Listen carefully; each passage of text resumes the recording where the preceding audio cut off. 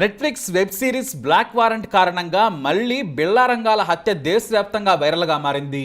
జర్నలిస్టులు సునీల్ గుప్తా, నేత్రా చౌదరిలు రాసిన బుక్ ఆధారంగా ఈ వెబ్ సిరీస్ను తీశారు. నాడు బిళ్ళా రంగాలను ఉరితీశారు. ఇదంతా తెలిసిందే. కానీ ఉరితీసిన తర్వాత కూడా బిళ్ళా ప్రాణాలతో ఉన్నాడా? అసలు ఏం జరిగింది? ఈ వెబ్ సిరీస్ ఎందుకు దుమారం రేపుతుందనేది ఈ స్టోరీలో చూద్దాం. ముందు ఎవరి బిల్లారంగా, వాళ్ళు చేసిన దారుణం ఏంటనేది మరోసారి చూద్దాం. వారి చరిత్ర ఏంటో కూడా తెలుసుకుందాం. 80s లో బిల్లారంగా పేర్లు మారుమోగిపోయాయి. వీరిద్దరూ కూడా పేరు మోసిన దొంగలు, హంతకులు. బిల్లా అసలు పేరు జస్బీర్ సింగ్, రంగా అసలు పేరు కుల్జిత్ సింగ్. వీళ్ళు ఎన్నో నేరాలు చేశారు. కానీ ఓ దారుణమైన అత్యాచారం, 2 హత్యల్లో ఈ రాక్షసులకి ఉరిశిక్ష పడింది. ఎందుకంటే 1978 ఆగస్టు 26న జరిగిన దారుణాలను ఓసారి గుర్తు చేసుకోవాలి. దొంగతనం చేసినా, తిన్నా, పార్టీ చేసుకున్నా ఇద్దరు కలిసే చేస్తారు. ముంబైలోని ఆర్థర్ రోడ్ జైల్లో దొంగతనం కేసులో శిక్ష అనుభవించి బయటకు వచ్చారు. ముంబైలో అయితే పోలీసులు వెంటాడతారని ఆ తర్వాత ఢిల్లీకి మకాం మార్చారు. ఢిల్లీకి చేరుకున్న బిల్లా రంగాలు కొద్ది రోజుల పాటు ఢిల్లీ పరిసరాల్లో తిరిగారు. చిన్న చిన్న దొంగతనాలు చేయటం కంటే ఒకేసారి కిడ్నాప్ చేసి భారీగా డబ్బులు లాగాలనుకున్నారు. ముందు ఢిల్లీలోని ఖరీదైన కాలనీలో తీక్షణంగా పర్యవేక్షించారు. ఆ సమయంలోనే సరికొత్త ఫియట్ కారు వారిని ఆకర్షించింది. బిల్లాకు కారు నడపడం మాత్రమే కాదు, కీ లేకుండా వాహనాలు నడపడం బాగా తెలుసు. అశోక్ శర్మ అనే వ్యాపారవేత్త కొత్తగా కొన్న కారును ఎత్తుకెళ్లిపోయారు. ఆ ఫియట్ కారే ఈ కేసులో చాలా కీలకం. ఇండియన్ నేవీలో కెప్టెన్ గా ఉన్న మదన్ మోహన్ చోప్రాకి 2 పిల్లలు. 16 ఏళ్ల గీతా చోప్రా, 14 ఏళ్ల సంజయ్. గీత ఢిల్లీ యూనివర్సిటీలో 2nd ఇయర్ చదువుతోంది. సంజయ్ మోడర్న్ స్కూల్లో 10th క్లాస్ చదువుతున్నాడు. ఆగస్టు 26, 1978న ఇద్దరు ఆకాశవాణి యువవాణిలో తమ ప్రోగ్రాం ఇచ్చేందుకు బయటకొచ్చారు. అప్పటికే వర్షం వస్తోంది. కొంచెం దూరం కూడా ఈ గీతా సంజయ్లు నడవాలనుకోలేదు. ఎందుకంటే భారీగా వర్షం పడుతోంది. తడిచి రేడియో స్టూడియోకి వెళ్తే బాగోదనుకున్నారు. అందుకే ఏదైనా అద్దె కారు మాట్లాడుకోవాలనుకున్నారు. చేయి పెట్టగానే ఓ కారు ఆగింది. అదే ఆ ఫియట్ కారు. బిల్లా కారు నడుపుతున్నాడు. ఆ పిల్లల దగ్గరకు రాగానే వారిని కారులో బలవంతంగా ఎక్కించేశారు. ఇక రంగా వెనక సీట్లో వారిని కూర్చోబెట్టి గట్టిగా పట్టుకున్నాడు. అయితే సరిగ్గా శంకర్ రోడ్డు దగ్గరకు రాగానే కారు రోడ్డు పక్కకు ఆగుంది. కారులో నుంచి కాపాడండి అని కేకలు వినిపించాయి. గీత బిల్లాను వెనుక నుంచి జుట్టు పట్టి లాగి పెనుగులాడింది. సంజయ్ రంగాతో పెనుగులాడుతున్నాడు. వారిని చూసిన ఓ వ్యక్తి సైకిల్ నాపి డోర్ తీయడానికి ప్రయత్నిస్తే డోర్ రాలేదు. గట్టిగా డోర్ కొడుతుంటే కారుని వేగంగా ముందుకు వెళ్ళనిచ్చాడు. అంటే అక్కడి నుంచి వెళ్ళిపోయారు. ఆ కార్ నెంబర్ని తెలివిగా నోట్ చేసుకున్నాడు ఆ వ్యక్తి. ఇక అలాగే ఆ తర్వాత అది ఫియట్ కార్ అని కూడా చెప్పాడు. మరోపక్క 8 గంటలకు రేడియో ఆన్ చేశారు తల్లిదండ్రులు. తమ పిల్లలు కాకుండా వేరెవరో పాడుతున్నారు. వేరే స్టేషన్ పెట్టామా అనుకున్నారు. వారి పిల్లలు పాడిన పాట మాత్రం రాలేదు. సరే ఏమైందో ఏమో, నేను రేడియో స్టేషన్కి వెళ్ళొస్తానని తండ్రి బయలుదేరాడు. కానీ అక్కడికి వెళ్ళగానే షాక్ అయ్యాడు.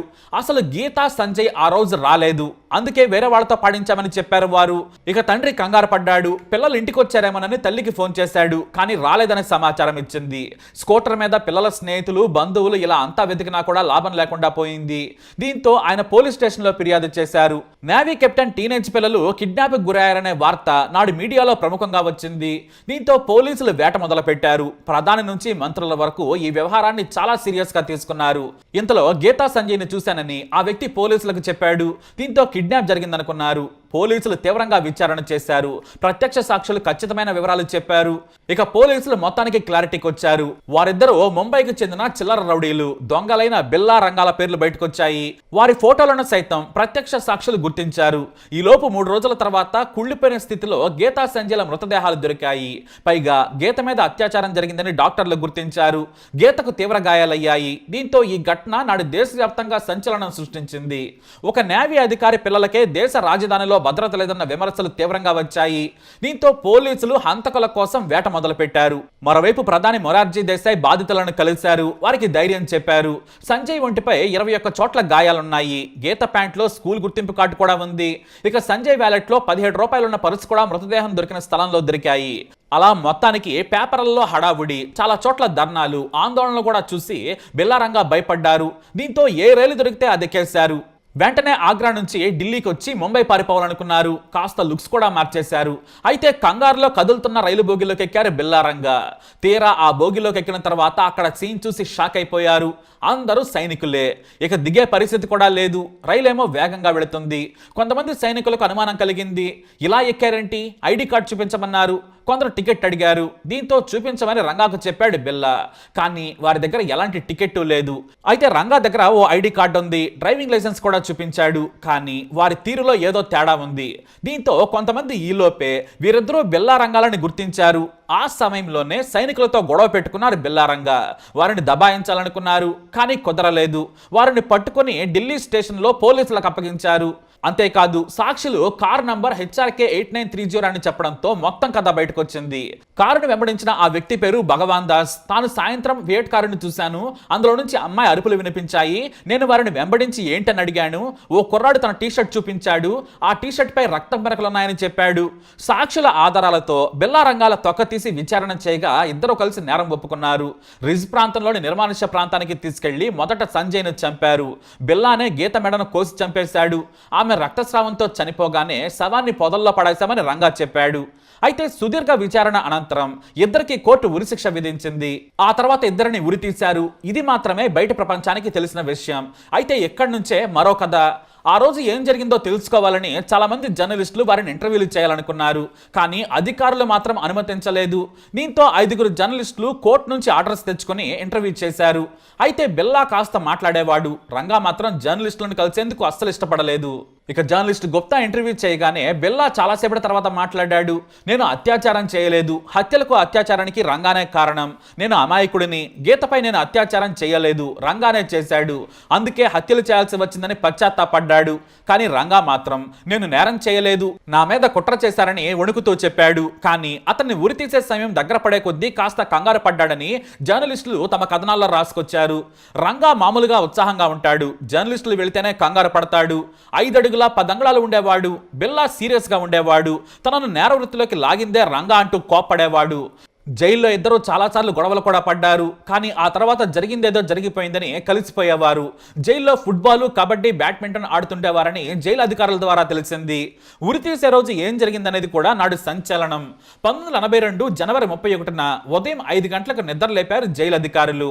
వారిని ఉరి తీసే బాధ్యతను తిహార్ జైల్ సూపరింటెండెంట్ ఆర్యభూషణ్ పర్యవేక్షించారు.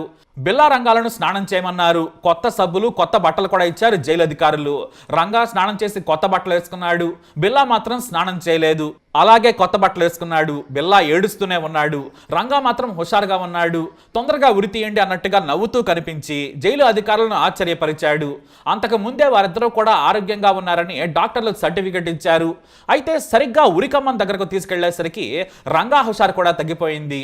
ఇద్దరి మొహాల్లో భయం ఎక్కువైంది. ఇక ఉరి తీసే సమయానికి ఇద్దరి మొఖాలకు ముసుగు తొడిగి మెడకు తాడు బిగించి నిలబెట్టారు. ప్రాంగణం మొత్తం నిశ్శబ్దంగా ఉంది. బిల్లా ఏడుస్తూనే ఉన్నాడు. రంగా మళ్లీ ధైర్యం తెచ్చుకున్నాడు. అంతా నిశ్శబ్దంగా ఉన్న సమయంలో జోబోలే సో నిహాల్ సత్ శ్రీ ఆకాల్ అంటూ నినాదం చేశాడు. ఆ తర్వాత కాసేపటికే జైలు అధికారి ఎర్ర రుమాలను ఊపాడు. ఇక బిల్లా కాసేపటికే చనిపోయాడు. రంగా మాత్రం చాలా తెలివిగా తలను తాడు మీదకు తెచ్చి ఊపిరి బిగబట్టాడు. కానీ ఇద్దరు శరీరాలు నిస్తేజంగా మారడంతో చనిపోయారని భావించి జైలు అధికారులు వెళ్లిపోయారు. అయితే 2 గంటల తర్వాత డాక్టర్లు వచ్చారు. మృతదేహాలను కిందికి దించాలని చూసే ముందు నాడి పరీక్షించారు. ఇక్కడే బిల్లా చనిపోయాడు, కానీ రంగా చనిపోలేదు. అతని నాడి కొట్టుకుంటూనే ఉంది. దీంతో జైలు అధికారులు కంగారు పడ్డారు. రంగా చనిపోలేదని డాక్టర్లు చెప్పడంతో అందరూ వచ్చేశారు. కాసేపు చర్చించుకున్నారు. ఆ తర్వాత తలారి కిందకు వెళ్లి రంగా కాలును బలంగా కిందికి లాగడంతో పైన తాడు మెడకు బిగుసుకుంది. కాసేపటి తర్వాత చనిపోయాడు. అంటే రంగాని ఉరి ద్వారా చంపలేదు, ఆల్మోస్ట్ హత్య చేసి చంపినట్టే. డాక్టర్లు నిర్ధారించిన తర్వాత వారి మృతదేహాలను అక్కడే ఉంచారు. ఇక బంధువులు ఎవరూ రాలేదు, సమయం చెప్పినా కూడా రాలేదు. దీంతో కోర్టు ఉత్తర్వులతో జైల్లోనే ఇద్దరు మృతదేహాలకు అంత్యక్రియలు చేశారు. అయితే ఉరి తీసినా కూడా బిల్లా బతికే ఉన్నాడనే వార్తలు నాడు వైరల్గా మారాయి. అతను బయటే ఉన్నాడని కొంతమంది వార్తలు రాశారు. అయితే ఈ మాట అన్నది జైలు సూపరింటెండెంట్ అనే వివాదం కూడా చెలరేగింది.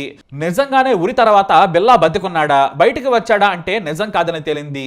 జైలు సూపరింటెండెంట్ సరదాగా తన కింది స్థాయి అధికారితో అన్నాడు, నువ్వు ఉరి ఏర్పాట్లు చేస్తే బిల్లా కూడా చనిపోలేదని అన్నారు. దీంతో అందరూ గొల్లున నవ్వారు. ఆ మాటను వేరే రకంగా అన్వయించి బయటకు తప్పుడు ప్రచారాలను మొదలుపెట్టారు. నేటికి కూడా నెట్లో అవే కామెంట్స్, కథలు వినిపిస్తున్నాయి.